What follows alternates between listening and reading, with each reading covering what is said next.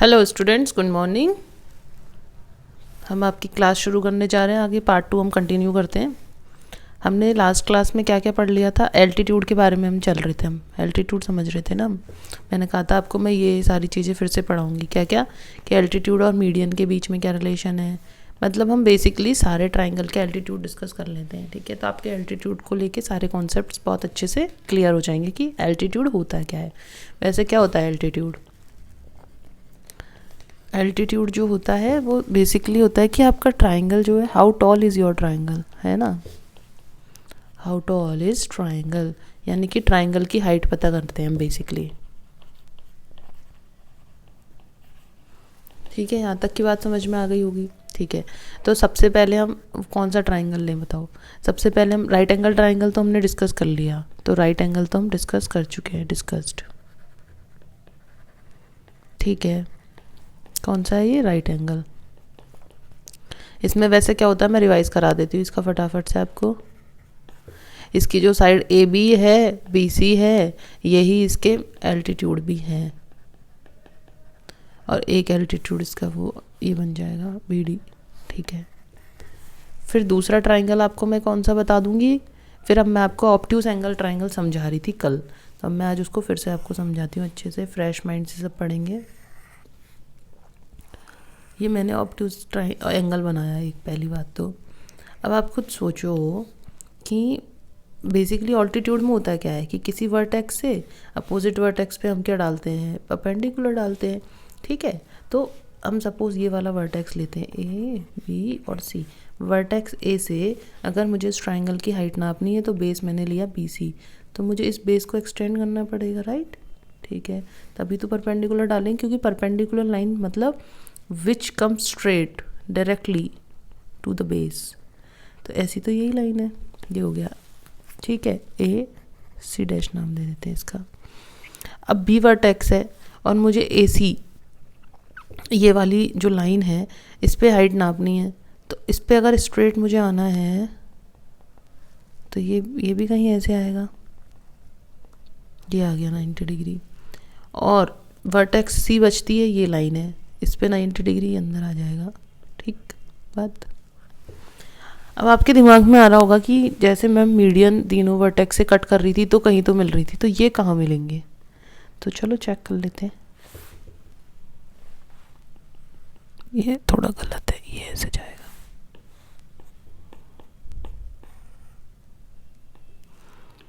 ठीक है, अब ये गया, ये गया, ये तो ये कहीं इस पॉइंट में मिलेंगे, यानी कि मैं और इंटरसेक्शन जो होता है एल्टीट्यूड का उसको क्या बोलते हैं? इंटरसेक्शन ऑफ एल्टीट्यूड्स इज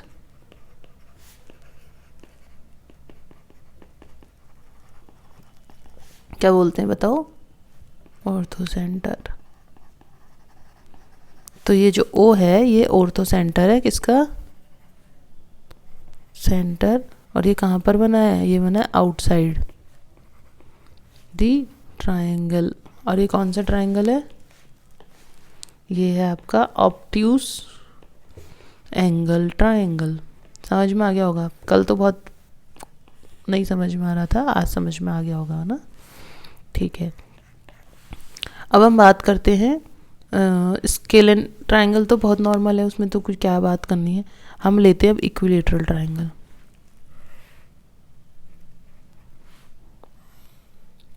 ठीक है, पहली बात तो अच्छा, इसका क्या नाम है? Equilateral triangle.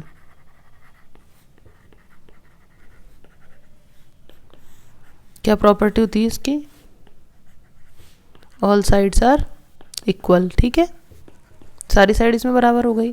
अब इसमें इंटरेस्टिंग फैक्ट आएंगे, बहुत ही इंटरेस्टिंग है इसमें। मीडियन है, अब ट्राइंगल है भाई, तीनों साइड बराबर है इसकी, तो ये वर्टेक्स है, सीधी लाइन डालनी है यहाँ से, ये रही, ये इसका ही परपेंडिकुलर हो गया।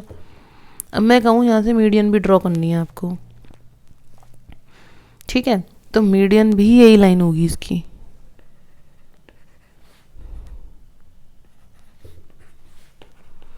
तो इक्विलेटरल ट्राइंगल में क्या इंपॉर्टेंट बात होती है कि जो एल्टीट्यूड है, altitude is equals to median. अब चाहो तो मैं इसको प्रूफ कर सकती हूँ, मैं कैसे प्रूफ करूँगी बताती हूँ। अभी वैसे हम नेक्स्ट चैप्टर में हम पढ़ेंगे कॉन्ग्रुएंसी ऑफ ट्राइंगल, यानी कि ये दोनों ट्राइंगल आपस में कैसे बराबर हैं, ये हम प्रूफ करेंगे। पर हम उसका थोड़ा सा पार्ट यहीं पे मैं आपको बताना चाहती हूँ। देखो साइड ए बी और साइड ए सी बराबर है, ठीक है। देखो ट्राइंगल कौन कौन सा ले रहे हैं हम, A B D and triangle A D C, A C D बोलते हैं इसको। मैं आपको बताऊंगी कि लिखते भी कैसे, बस आप एक बार यहाँ समझ लो। अब देखो ए बी और ए सी तो बराबर है, क्यों? क्योंकि ये कैसा ट्राइंगल है, इक्विलेटरल ट्राइंगल है, ठीक है बात, ठीक है। और ये एंगल भी बराबर है, क्यों बराबर है, इक्विलेटरल ट्राइंगल है इसलिए बराबर है। और जो साइड ए डी है, और वो इसमें भी वही साइड ए डी है, तो ये कैसी साइड है, ये कॉमन साइड है इनकी। तो आप देखो side angle side by S rule, ये जो दोनों ट्राइंगल है कैसे हो जाएंगे, ये कॉन्ग्रुएंट हो जाएंगे। शायद ये बात समझ में नहीं आई होगी आपको, कोई बात नहीं, मैं आपको आगे की क्लास में समझा दूंगी ये वाली बात। तो इस तरह से ये दोनों ट्राइंगल बिल्कुल सिमिलर हैं। तो आप ये देखो कि ये जो एंगल बनेगा यहाँ, तो इसका मतलब एक बात और हुई, एक कॉन्सेप्ट और बन के आ रहा है कि जो मीडियन है या आप एल्टीट्यूड है कुछ भी बोलो, ये जो वर्टेक्स है उसको बाइसेक्ट भी करते हैं। समझ में आई ये वाली बात, क्या करते हैं ये,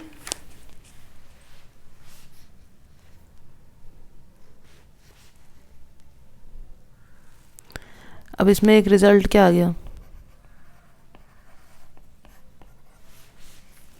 कि the median not only bisects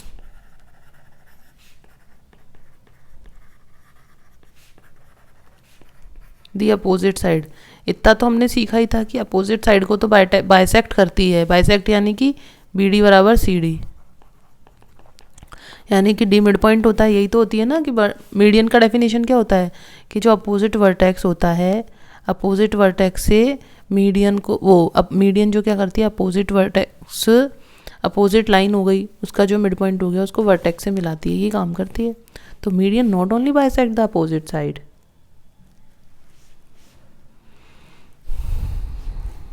not only bisect the, मैं इसमें बार बार बोलने में कंफ्यूजन हो जाता है, not only bisect the side opposite to vertex, ऐसे बोलेंगे इसको, ठीक है, side opposite to vertex, but bisect the angle also.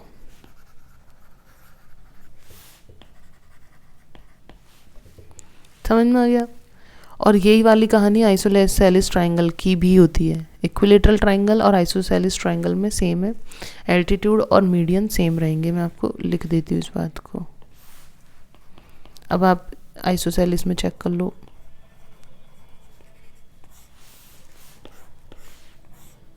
ये और ये साइड तो बराबर ही होती है आइसोसेलेस में,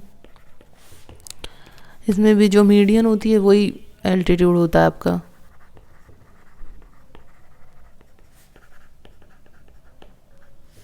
टू साइड्स इक्वल होती है ना इसमें,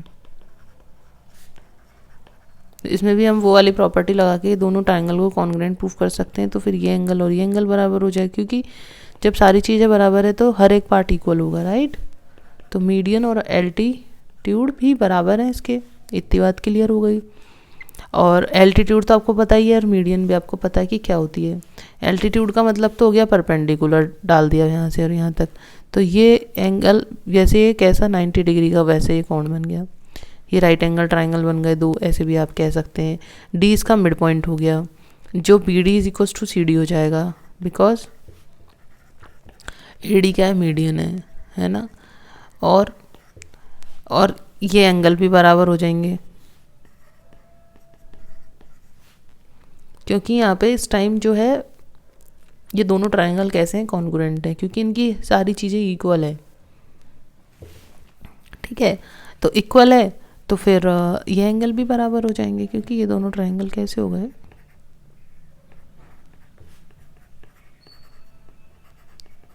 कॉन्ग्रुएंट। यहाँ तक की बात समझ में आ गई होगी। ठीक है, ये थोड़ा सा हैवी कॉन्सेप्ट था पर ये अच्छा कॉन्सेप्ट था। तो आपको ये याद रखना है कि आइसोसेलेस ट्रायंगल और जो इक्विलेटरल ट्रायंगल होते हैं उसमें जो एल्टीट्यूड और मीडियन की जो होते हैं वो बराबर होते हैं, और स्केलेन ट्रायंगल में दोनों अलग अलग होते हैं। ठीक है, ये बात समझ में आ गई। एल्टीट्यूड समझ में आ गया, मीडियन समझ में आ गई। अब हमारा नेक्स्ट जो कॉन्सेप्ट रहेगा वो क्या रहेगा? मैंने आपको क्या पूछा, क्या बताया था, हम क्या पढ़ेंगे हम नेक्स्ट? हमने relation between altitude and median पढ़ लिया। Altitudes of obtuse angle triangle हम पढ़ चुके हैं। अब हम पढ़ेंगे एक्सटीरियर एंगल प्रॉपर्टी। ठीक है,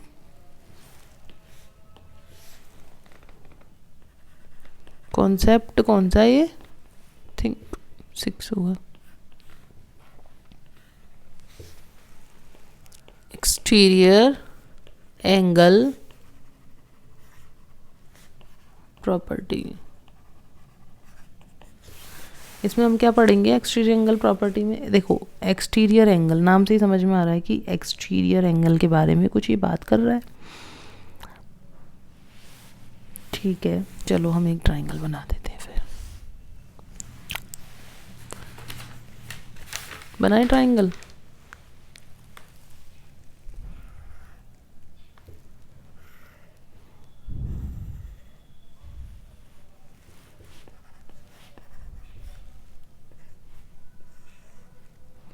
हमने क्या करा, इसकी जो साइड बी सी इसको मैंने डी तक प्रोड्यूस कर दिया। ठीक है, अब ये आप ऑब्जर्व कर पा रहे हैं कि एंगल बन रहा है, आपको मैं ऑब्जर्व करवाती हूँ। ये बन रहा है। एक्सटीरियर क्यों कह रहे हैं? क्योंकि जो ए बी और सी ये तो ट्रायंगल के अंदर बंद है, तो ये कैसे हो गए इंटीरियर एंगल्स। अब ये बेचारा दिख रहा है सबको बाहर है, ये तो इसको कोई बंद ही नहीं कर रहा है, तो इनक्लोज नहीं है, तो ये कैसा हो गया exterior of angle of triangle from किस वर्टेक्स से हो गया? ये सी वर्टेक्स से। क्या नाम हो गया? एंगल नाम बताया था ना मैंने, कैसे लिखते हैं एंगल का? ए किस किस साइड की वजह से एंगल क्रिएट हो रहा है? तो साइड सी डी और साइड ए सी की वजह से। तो क्या बोलेंगे? A C D is an exterior angle, और किस वर्टेक्स पे? At vertex C. ठीक है, इतनी बात क्लियर हो गई। ठीक है, अब आप मुझे बताओ कि इसका एडजेसेंट एंगल कौन सा है? सोच के बताओ, एडजेसेंट एंगल की क्या डेफिनेशन पढ़ी थी हमने? अब ध्यान से देखोगे, अगर ध्यान से, बहुत ही ध्यान से, तो ये एंगल बी सी ए, ये इसका एडजेसेंट एंगल हो गया। एडजेसेंट एंगल की क्या डेफिनेशन थी? कि एक कॉमन वर्टेक्स होती है, एक कॉमन आर्म होती है, फिर non common arms opposite side होती हैं। ठीक है, तो बी सी हो गया इसका कौन सा? Adjacent angle. ठीक है,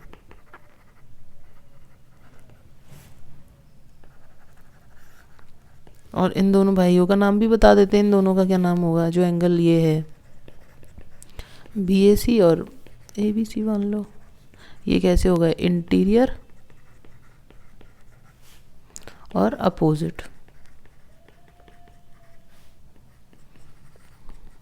अपोजिट क्यों बोल रहे हैं?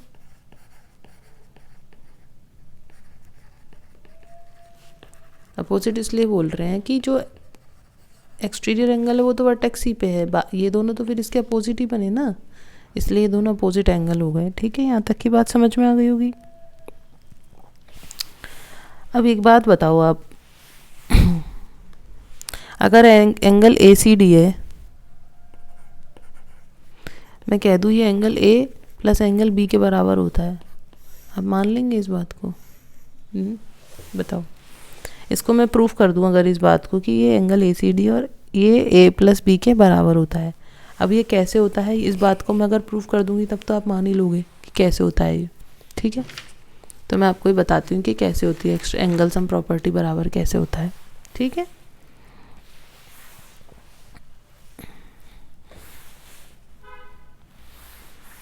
ये देखो, लेकिन उसके लिए मुझे आपको वो, चलो कोई बात नहीं, अगर मैं कहूँ ये लीनियर पेयर ऑफ एंगल्स हैं तो इनका सम कितना हो रहा है? 180।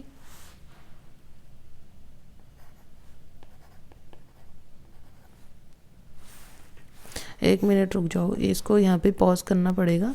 इससे पहले मैं आपको, मुझे ट्राइंगल की जो तीनों एंगल्स का सम जो होता है वो 180 डिग्री होता है, मुझे वो प्रूफ करना बताना पड़ेगा आपको। फिर उसके बाद हम ये बताएंगे इसमें कि एक्सटीरियर एंगल जो प्रॉपर्टी होती है वो ये कहती है कि जो एंगल ACD है, यानी कि जो एक्सटीरियर एंगल होता है उसका वैल्यू जो इंटीरियर एंगल्स होता है उनके सम के बराबर होता है। फिर मैं एक बार NCERT में चेक कर लेती हूँ, इसका प्रूफ आपको बताना है या नहीं बताना। ठीक है, पहले प्रॉपर्टी तो ये होती है, ये तो आप लर्न कर लो और वो मैं चेक कर लूँगी। अगर प्रूफ होगा तो मैं आपको प्रूफ इसका करवाऊँगी, नहीं तो फिर जो क्लास 8th है उसमें इसका प्रूफ है, वो फिर हम वहीं सीखेंगे क्लास 8th में। ठीक है, ठीक है। चलो इसका प्रूफ करा देती हूँ मैं आपको, आपके मैंने चेक करा है अभी बुक में, प्रूफ है इसका। ठीक है, तो ACD तो एक्सटीरियर एंगल है ही। ठीक है, अब हम क्या कर रहे हैं, एक लाइन ड्रॉ कर देते हैं पैरेलल टू, कहाँ गया, ये रहा, AB के पैरेलल।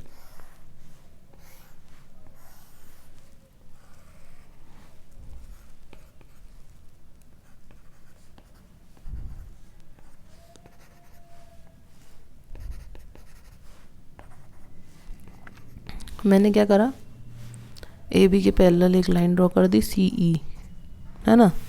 फिर लाइन ड्रॉ कर दी तो क्या हो गया हमारे, अब लगाओ दिमाग, ये इस एंगल का नाम 1 दे देते हैं, इसका 2 दे देते हैं, तो ये 1 और x बराबर हो जाएंगे, क्यों, अल्टरनेट इंटीरियर एंगल्स हो गए ना, और AC ट्रांसवर्सल हो गई।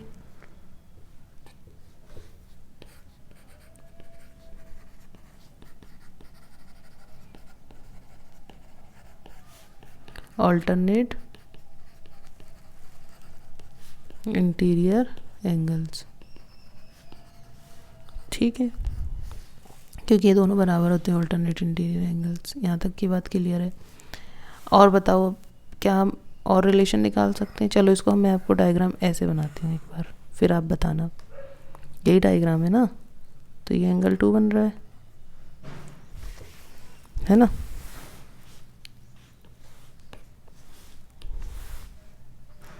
ट्रांसवर्सल अपनी ऐसे,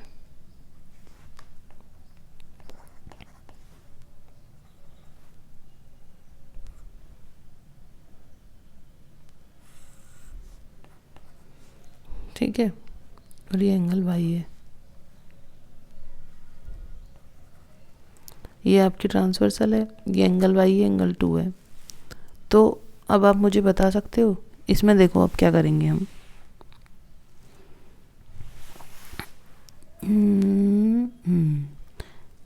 ये 2 और ये y, ये कौन से एंगल हैं, बराबर हैं, क्यों, क्योंकि करस्पॉन्डिंग एंगल बना रहा है। Angle 2 is equals to angle y because of corresponding angle. ठीक है, अब आगे देखो नेक्स्ट, इसमें हम और क्या कर सकते हैं।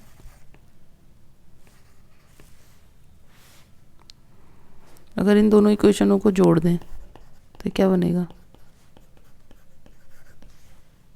ना, तो एंगल 1 प्लस एंगल 2, और इसको क्या बोल सकते हैं, एंगल ACD, है ना। और 1 प्लस 2 तो हमें पता ही है क्या है। इसका मतलब हमारे पास रिलेशनशिप आ गया कि जो इंटीरियर एंगल्स का सम होता है, x प्लस वाई नहीं सॉरी, हाँ, तो ये जो इंटीरियर एंगल्स का सम होता है वो एक्सटीरियर एंगल के बराबर होता है। यहाँ तक की बात समझ में आ गई होगी। ठीक है, अब है ना, हम क्या करेंगे, इसमें कुछ डिस्कशन करते हैं। एक्सरसाइज हम बाद में कर लेंगे, एक प्रॉपर्टी और पढ़ लेते हैं जब तक हम। एक प्रॉपर्टी कौन सी है आपकी, क्वेश्चन हम बाद में करेंगे।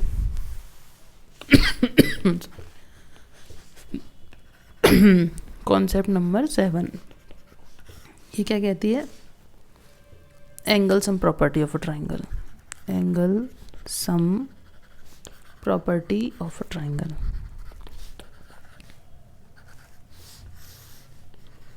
ठीक है, अब इसमें बहुत ही इंटरेस्टिंग फैक्ट्स आने वाले हैं आपके एंगल सम प्रॉपर्टी में। इसमें ये है कि हमको ये बताएंगे, हम इन तीनों एंगलों का जो सम होता है वो क्या होता है, 180 डिग्री होता है। ये प्रूफ करेंगे हम।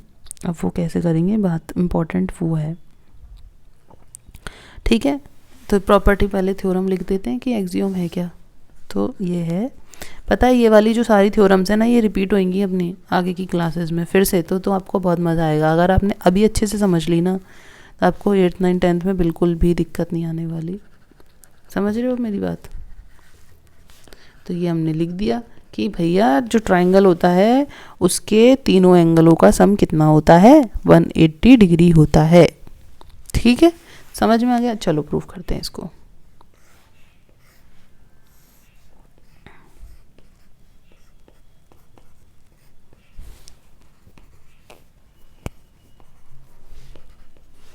प्रूफ क्या करना है हमको, तो यहाँ लिख देते हैं टू प्रूफ। प्रूफ में क्या है, एंगल 1, एंगल 2 और एंगल 3 का सम जो है क्या करना है, 180 डिग्री प्रूफ करना है। ठीक है, अब आप एक चीज़ बताओ, आपको गिवन क्या क्या है?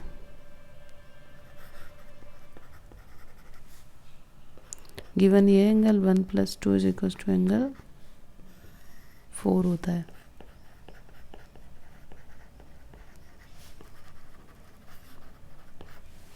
एक्सटीरियर एंगल किसके बराबर होता है, इसके सम के बराबर। ठीक है, 1 + 2 के बराबर हो जाएगा, इतना आपको पता है एक्सटीरियर एंगल प्रॉपर्टी। अब देखो हम क्या कर रहे हैं, इसको प्रूफ कर रहे हैं। कैसे? दोनों साइड अगर मैं एंगल 3 ऐड कर देती हूँ, ठीक है, तो एंगल 3 + 4 मैंने ऐड कर दिया, है ना। अब आप अगर ध्यान से देखोगे तो 3 और 4 मिलके क्या बना रहे हैं, लीनियर पेयर ऑफ एंगल्स। देखो ऐसे, ठीक है ना। तो लीनियर पेयर की क्या डेफिनेशन है, ये ये कॉमन है, ये नॉन कॉमन अपोजिट साइड, तो ये इनका सम 180 हो जाएगा। तो एंगल 1, 2 और 3 इन तीनों का सम क्या आ गया, 180 डिग्री। हो गया प्रूफ, हैंस प्रूफ्ड।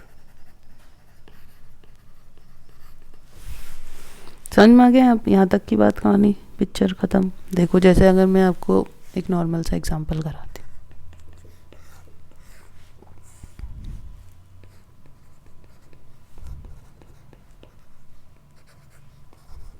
अब आपसे कहे एंगल पी की वैल्यू निकालो, ठीक है, तो P + Q + R इसका सम कितना होता है, 180 डिग्री। P हमको निकालना है, Q हमें पता है, R भी हमको पता है, तो इसका सम कितना हो जाएगा, 180 डिग्री। तो एंगल P की वैल्यू कितनी हो जाएगी, 180 डिग्री - 47 + 52 कितना हो गया ये सम, 180 - 99, तो इसको 100 मान लो, 80।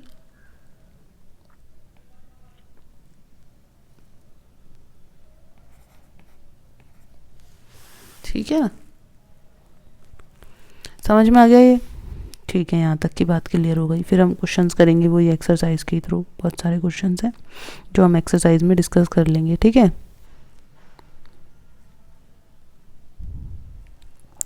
इक्विलेटरल ट्रायंगल मैंने आपको बता ही दिया है ना, और वो भी मैंने आपको बता दिया। क्या, एक प्रॉपर्टी और पढ़ो, ये भी इम्पोर्टेंट है। कॉन्सेप्ट नंबर 8, क्या प्रॉपर्टी है?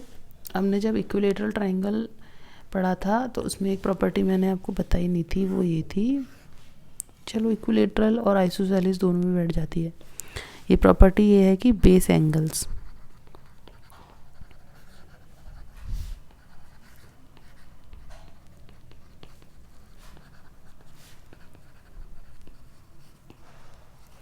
Opposite to the equal sides, ये कैसे होते हैं, हर इक्वल।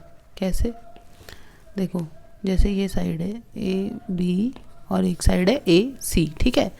तो जो बेस एंगल हैं कौन कौन से हैं साइड AB के अपोजिट एंगल कौन सा हो गया, आपको मैंने कल सिखाया था ना अपोजिट एंगल बताना, C एंगल हो गया। और ये जो ये वाली साइड है AC, इसके अपोजिट एंगल कौन सा हो गया, ये, हाँ, और BC के अपोजिट एंगल हो गया A।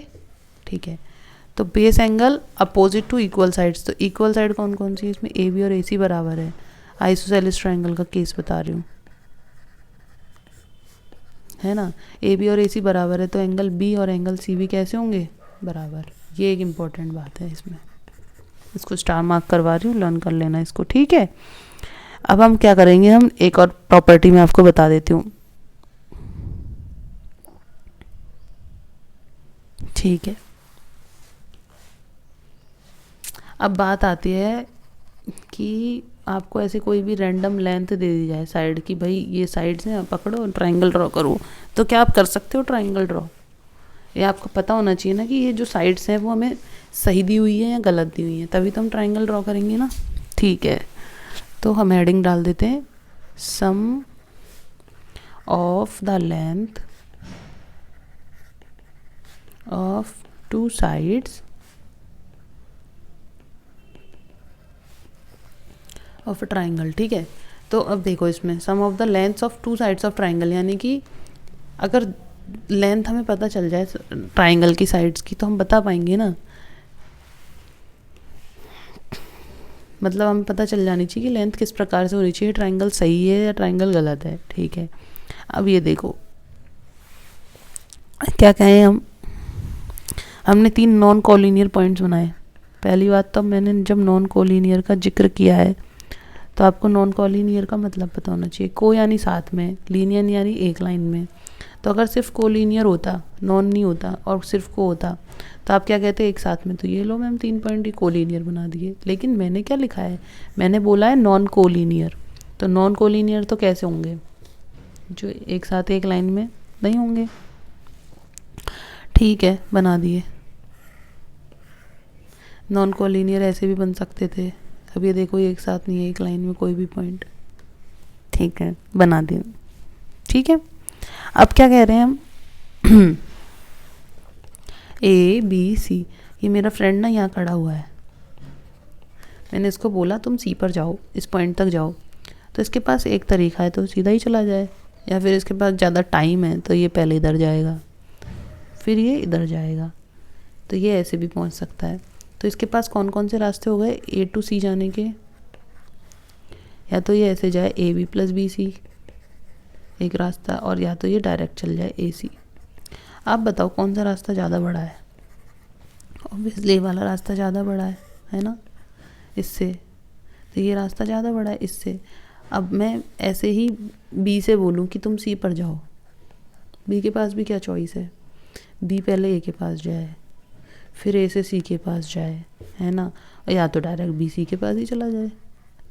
मान लो ए से उसकी ज़्यादा गहरी दोस्ती है तो उस पर जाना चाहता है, कौन सा रास्ता लंबा होगा, अगर ये दोस्त से मिलने जा रहा है तो यही रास्ता लंबा हो जाएगा। ऐसे ही मैं ना इससे बोलूँ सी से, किससे बोले, अब ए से बोल दिया सी पे जाओ, बी से बोल दिया सी पर जाओ, अब किससे बोले, अब सी से बोलते हैं तुम किसके पास जाओ,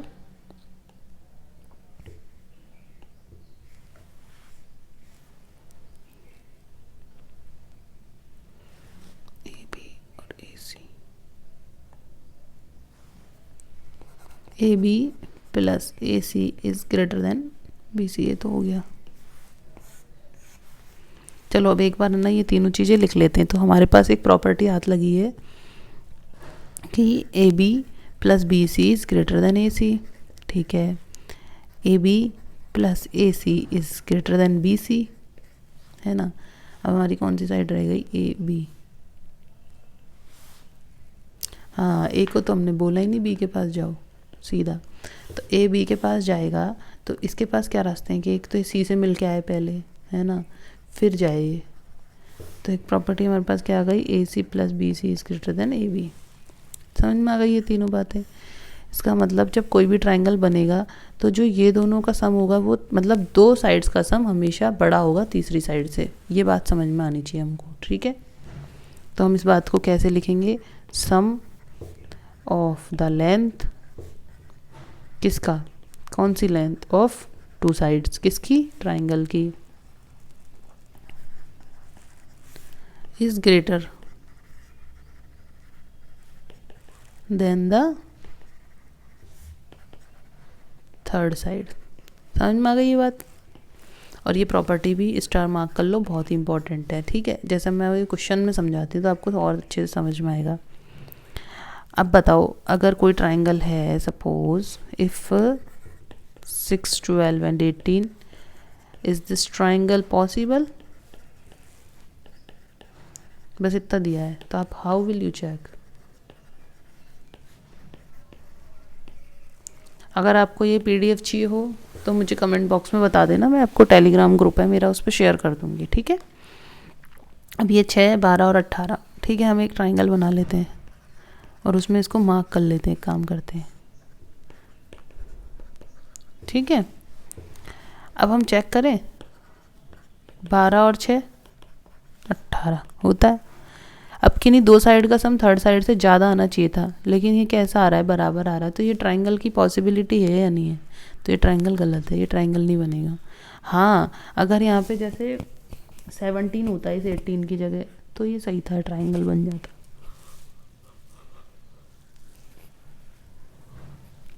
समझ में आ गई ये वाली बात यहाँ तक की? ठीक है, तो हमें समझ में आ गया कि जो सम ऑफ लेंथ होती है of any two sides of triangle वो कैसी होनी चाहिए, थर्ड साइड से बड़ी होनी चाहिए, ठीक है।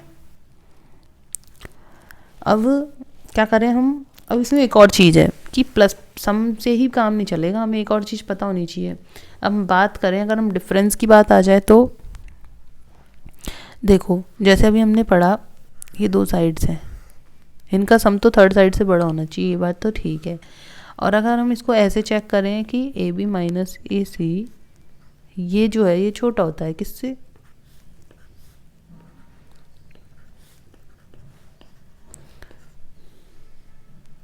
अब डिफरेंस तो छोटा होना चाहिए ना, तभी तो ट्राइंगल बनेगा। जैसे AB AC, ऐसे ही BC माइनस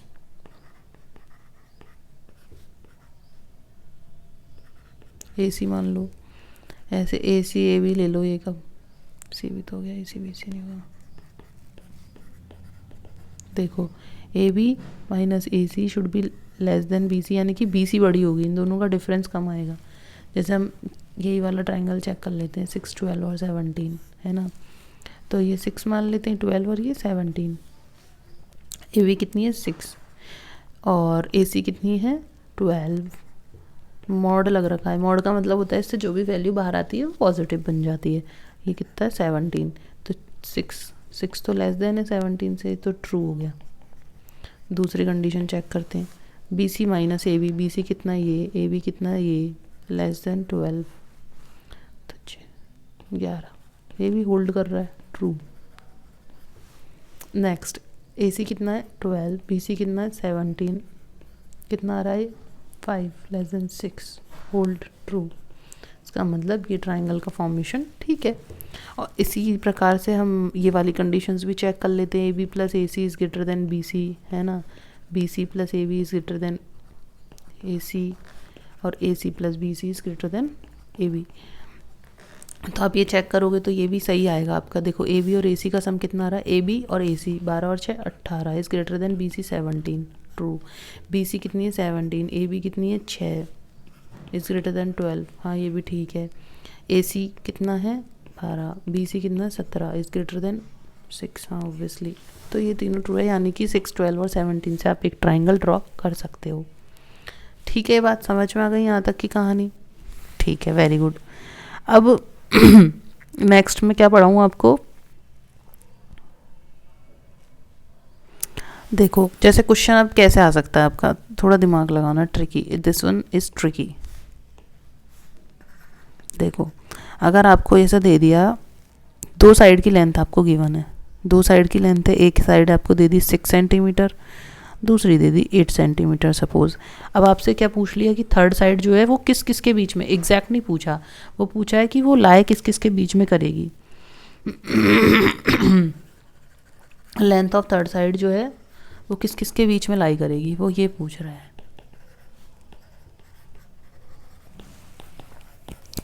ये कैसे निकालेंगे हम, अब हमने अभी एक प्रॉपर्टी पढ़ी है ना, अगर हमें दो साइड्स पता है तो हम तीसरी साइड के बारे में कुछ अनुमान लगा सकते हैं, है ना। कैसे, तो L3 है, अब L3 इतना तो समझ में आ रहा है कि 14 से तो छोटी ही होगी, है ना, और किससे बड़ी होगी 6 माइनस 8, यानी कि 2 से बड़ी होगी, 14 से छोटी होगी। इतना समझ में आ गया ना, क्योंकि जो सम ऑफ टू साइड्स हैं, जो सम ऑफ टू साइड्स हैं वो क्या है L1 प्लस L2 यानी कि 14, और जो डिफरेंस है इनका वो क्या है 2, यानी कि जो साइड होगी वो दो किस किस के बीच में लाई करेगी, 2 से तो बड़ी, 14 से छोटी होगी। समझ में आ गई यहाँ तक की कहानी? ठीक है, फिर अब हम क्या कर रहे हैं, अब हम एक और बहुत ही अच्छा कॉन्सेप्ट हम पढ़ने जा रहे हैं। अगर आपको लग रहा है कि मैम बहुत लंबी क्लास हो गई तो मैं आपका ये वाला कॉन्सेप्ट नेक्स्ट क्लास में डिस्कस कर दूँगी। चलो ठीक है, वो है हम राइट एंगल ट्राइंगल के लिए पढ़ेंगे एक प्रॉपर्टी, और वो प्रॉपर्टी का नाम है पाइथागोरस थ्योरम। वो प्रॉपर्टी ऐसी प्रॉपर्टी है जो आपको लाइफ लॉन्ग काम आएगी, मतलब आप ऐसे समझ लो। फिर उसके बाद हमारा ये चैप्टर जो है फिनिश हो जाएगा, उसके बाद will discuss exercise. Okay, bye bye, thank you. अपने दोस्तों के साथ मेरा ये जो वीडियोज़ हैं शेयर करो ताकि उनको भी बेनिफिट मिले इस चीज़ का। चलो।